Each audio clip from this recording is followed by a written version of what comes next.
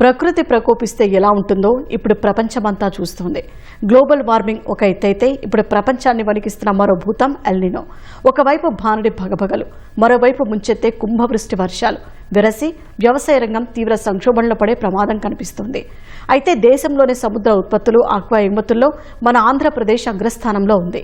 మరి వాతావరణంలో వస్తున్న ఈ పెనుమార్పులు ఆక్వా రంగాన్ని, సముద్ర ఉత్పత్తులను ఎలాంటి దెబ్బతీయబోతున్నాయి? మన మత్స్యకారులు, ఆక్వా రైతులు ఎలాంటి నష్టాలను చవిచూడాల్సి వస్తుంది? ఈ సవాళ్లను మనం ఎలా ఎదుర్కోవాలి అనే విషయాలపై ఆంధ్ర విశ్వవిద్యాలయ ప్రముఖ ప్రొఫెసర్, వాతావరణ మరియు సముద్ర శాస్త్ర నిపుణులు ప్రొఫెసర్ జానకిరామ్తో మా ప్రతినిధి కృష్ణమనాయుడు ముఖాముఖి. ఎల్నినో ప్రభావం ప్రపంచ వాతావరణంపై తీవ్ర ప్రభావం చూపనుంది. ఈ మేరకు ఇప్పటికే పలు నివేదికలు, అధ్యయనాలు కూడా వెల్లడించాయి. ముఖ్యంగా భారతీయ వ్యవసాయ రంగంతో పాటు మత్స్యశాఖపై దీని ప్రభావం ఏ విధంగా ఉండబోతుంది, మత్స్యశాఖకు చెందినటువంటి కార్మికులు కానీ, ఆ రంగంలో పనిచేసేటువంటి వారు కానీ ఎలాంటి జాగ్రత్తలు తీసుకోవాలి, సముద్ర ఉత్పత్తులు ఏ విధంగా దెబ్బతినబోతున్నాయి అన్న వివరాలు మనతో వివరించడానికి ఆంధ్ర విశ్వవిద్యాలయానికి సంబంధించినటువంటి ప్రొఫెసర్ జానకిరామ్ గారు ఉన్నారు. ఆయన మాటల్లో మరిన్ని వివరాలు తెలుసుకుందాం.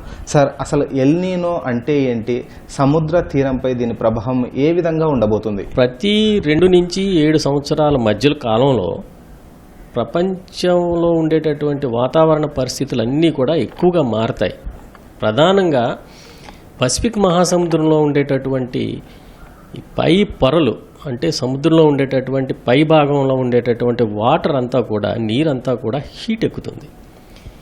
ఈ హీట్ ఎక్కడం వల్ల ఏమవుతుందంటే కింద నుంచి ఉండేటటువంటి పోషకాలు, న్యూట్రియంట్స్ అంటాం మనం, ఈ న్యూట్రియంట్స్ అన్నీ కూడా యూజువల్గా కింద నుంచి పైకి వస్తూ ఉంటాయి. పోషకాలు అన్నీ కూడా వృక్ష ప్లవకాలకి ఆహారంగా పనిచేస్తాయి. ఈ జంతు ప్లవకాలని ఆహారంగా తీసుకోవడానికి చిన్న చేపలు వస్తాయి, ఈ చిన్న చేపలను తీసుకోవడానికి పెద్ద చేపలు వస్తాయి. ఇది ఒక సైకిల్ అన్నమాట. ఈ వలయం ఎప్పుడు కూడా కంటిన్యూస్గా జరుగుతూ ఉంటుంది.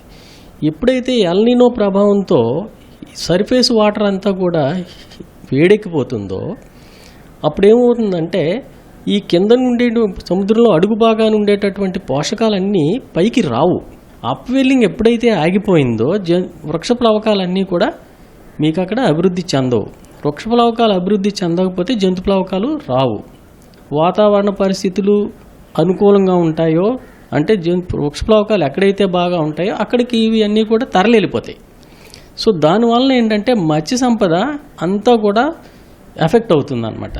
ఎల్నినో సమయంలో సముద్ర అంతర్భాగంలో జరిగేటువంటి భౌతిక, రసాయన చర్యలు ఏంటి? ఎల్నినో అనేటటువంటి దానికి కనెక్టెడ్గా ఏమవుతుందంటే అప్వెల్లింగ్ కనెక్ట్ అవుతుంది. అంటే కింద ఉండేటటువంటి పోషకాలు, అంటే నైట్రోజన్ అవనివ్వండి, ఫాస్ఫరస్ అవనివ్వండి, పొటాషియం అవనివ్వండి, మినరల్స్ అవనివ్వండి, ఇవన్నీ కూడా కింద నుంచి పైకి వస్తే ఈ వృక్ష ప్లవకాలన్నీ కూడా అట్లా ఆహారంగా తీసుకుంటాయి. సో అంటే నైట్రోజన్ సైకిలు, పొటాషియం సైకిలు, ఈ సల్ఫర్ సైకిల్, ఈ సైకిల్స్ అన్నీ ఎఫెక్ట్ అయిపోతాయి. ఎఫెక్ట్ అయిపోవటం వల్ల ఈ యొక్క పరిస్థితి ఏర్పడుతుందన్నమాట. సో ఇది అప్వెల్లింగ్ ఒక చోట జరగకపోవచ్చు, అంటే పసిఫిక్ మహాసముద్రంలో జరగకపోవచ్చు, మిగతా సముద్రంలో జరుగుతూ ఉంటుంది. సో ఎక్కడైతే అనుకూల పరిస్థితులు ఉన్నాయో అక్కడి నుంచి మీకు మత్స్య సంపద అంతా పెరుగుతూ ఉంటుంది. ఎల్నినో ప్రభావం వల్ల ఏ రకమైనటువంటి చేపలు వలస వెళ్ళేటువంటి అవకాశం ఉంది? యాంకోవీస్ అంటారు, అంటే నెత్తళ్ళు అంటారు, అలాగే చిన్న చిన్న చేపలు అంటారు. నెక్స్ట్ ట్యూనాల మీద విపరీతమైనటువంటి ప్రభావం చూపుతుంది. మత్స్యకారులకు సంబంధించి ఎవరైతే ఉన్నారో వారికి ప్రభుత్వం తీసుకోవాల్సినటువంటి ప్రత్యామ్నాయ చర్యలు ఏంటి? బ్యాన్ పీరియడ్ అని ఒకటి పెట్టారు, అది ఖచ్చితంగా మన ప్రభుత్వాలు అమలు పరుస్తున్నాయి. మనం కంప్లీట్గా ఎక్కడ మనకి రిసోర్సెస్ అవైలబుల్గా ఉంటాయో అక్కడి నుంచి చేపలు పట్టుకోవడానికి ఎన్ఆర్ఎస్సి అని ఉపయోగించుకుని, రిమోట్ సెన్సింగ్ ఉపయోగించుకుని మనం వేట సాగించాలి. సముద్ర ఉత్పత్తులతో పోలిస్తే భూమిపైన చేపలు కానీ, రొయ్యలు కానీ సాగు చేసేటువంటి వారిపైన ఎల్నినో ప్రభావం ఏ విధంగా ఉండబోతుంది? ఖచ్చితంగా ప్రభావం చూపుతుంది. మనం ఫీడ్ అంటాం, రొయ్యల ఫీడ్ అంటాం. రొయ్యల ఫీడ్ ఎక్కడి నుంచి వస్తుంది? కంపెనీస్ తయారు చేస్తున్నాయి. దానికి ముడి పదార్థాలు ఏమిటి?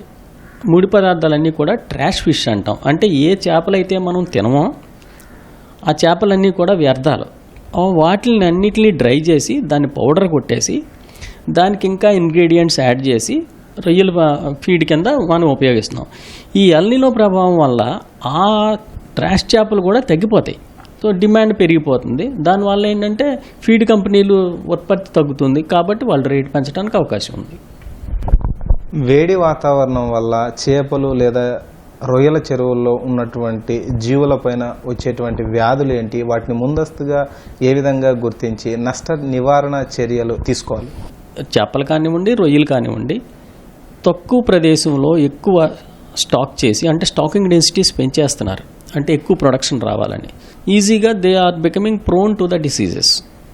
అంటే స్టాకింగ్ డెన్సిటీస్ పెంచేయటం వల్ల తన అనుగుణంగా సైంటిఫిక్గా ఉండేటటువంటి పద్ధతులు, సైంటిఫిక్ పద్ధతుల్లో మనం కల్చర్ చేసినట్టయితే దాని ప్రకారం మనం వ్యాధుల్ని కొంతవరకు నివారించవచ్చు. అయితే సాధారణ రైతులు వాతావరణంలో వచ్చేటువంటి వేడి ప్రభావం అధికంగా ఉన్నదాన్ని తగ్గించుకోవడానికి ఎలాంటి పద్ధతులు ఏమైనా ఉన్నాయా? ఉన్నాయండి. కాస్త డెప్త్ పెంచితే, చెరువుల్లో లోతు పెంచాలి. లోతు పెంచితే అప్పుడు కొంతవరకు మనం వాతావరణ ప్రభావాన్ని, ఉష్ణ ప్రభావాన్ని చేపల మీద, రొయ్యల మీద తగ్గించవచ్చు. వాతావరణంలో వచ్చేటువంటి మార్పులని ముందుగానే కొంత పసిగట్టడానికి మన దగ్గర మెకానిజం ఉంది. అయితే అందుకు అనుగుణంగా రొయ్యలు లేదా చేపల్లో కొత్త రకాలు లేదా వ్యాధులను తట్టుకునేటువంటి రకాలని ఏమైనా తెచ్చేటువంటి అవకాశం ఉందా? హైబ్రిడ్స్ అంటాము, అది జరుగుతుందండి. పరిశోధన జరుగుతుంది వాటి మీద. ఎక్కువ వాతావరణ పరిస్థితుల్ని బాగా తట్టుకుంటుందో వాటిని మన వాళ్ళు సీడ్ డెవలప్ చేస్తున్నారు. ముందు డిఫరెంట్ అనేక యూనివర్సిటీలు అన్నీ కూడా ఈ రిలేటెడ్గా ఉండేటటువంటి వాటి మీద అంటే నిరంతరం పరిశోధనలు చేస్తున్నాయి. ఎల్నినో విపత్కర పరిస్థితులను ఎదుర్కొనేందుకు మత్స్యశాఖకు కానీ లేదా ఆక్వా రైతులకు కానీ మీరు ఇచ్చేటువంటి సలహా ఏంటి? ఏ సీజన్లో అయితే మనం మత్స్య శాఖ వారు క్రాప్ వేయమంటారో అప్పుడే వేయాలి. విపరీతమైన stocking densities more than 3 lakhs, more than 2 lakhs అలాగే వేసేస్తూ ఉన్నారు పర్ హెక్టారు. సో అది కొంచెం ఇబ్బందికరమైన పరిస్థితులు ఎక్కువ వస్తాయి. సైంటిఫిక్ పద్ధతిలో, సాంకేతిక పద్ధతిలో కనుక మనం కల్చర్ చేసినట్టయితే వీటి నుంచి మనం ఉపశమనం పొందగలం. ఇది ఇక్కడ పరిస్థితి. కెమెరామెన్ నరేష్తో కృష్ణంనాయుడు, E2 న్యూస్, విశాఖపట్నం నుంచి.